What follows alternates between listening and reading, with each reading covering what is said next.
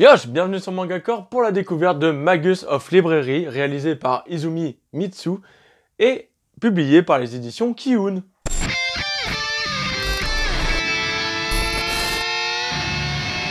Ce manga commence très fort avec cette phrase que nous validerons tous en tant que fans de livres. Oui, parce que les mangas sont des livres. Le livre, une source de savoir, un précieux héritage qui relie passé et futur. Protéger les livres, c'est tout simplement protéger le monde.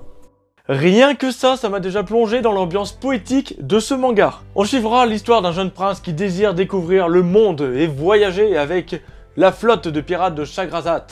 Du coup, il décide de prendre son petit sac et de s'en aller avec l'équipage. Allez. Dégage de là, sale peau. Ah, quelle histoire incroyable!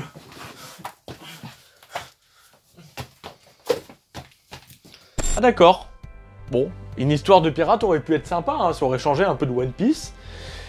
Mais c'est pas le cas. Et oui, en réalité, on va suivre le héros qui s'appelle Shio et qui était justement en train de lire un roman. Un jeune des faubourgs qui est un peu différent des autres. Et on n'hésite pas à lui faire remarquer, entre le fait qu'il soit différent physiquement, mais qu'il soit pauvre aussi. Comme le fait qu'à un moment, il y a un de ses petits camarades qui fait le touchez pas, il va vous donner des microbes de pauvre. Ah ouais, quand même, ce genre d'insulte. Pauvre, mais loin d'être bête, car il passe son temps libre plongé dans les romans. Les récits extraordinaires sont un refuge face à la brutalité de son quotidien. Mais vu qu'il est pauvre, le gars qui s'occupe de la bibliothèque n'arrête pas de le virer en lui rappelant que c'est un pauvre et qu'il ferait mieux d'aller travailler au lieu de lire. C'est pas souvent quand même qu'on l'entend, va travailler, arrête de lire et de t'instruire, c'est pas bien. C'est rare, mais bon, dans ce manga, on le voit. Son rêve est de partir à la capitale des livres, où toutes les connaissances du monde y sont rassemblées dans la plus grande bibliothèque. Dans ce manga, on placera les livres très en avant. Et vous savez comment les bibliothèques se sont créées? C'est simple, les gens dépensaient des fortunes pour réunir sous un même toit des ouvrages qui venaient du monde entier, afin d'impressionner leurs semblables. Et c'est ainsi que se sont créées les bibliothèques. Et c'est pour ça aussi que Taku dépense autant pour me rattraper.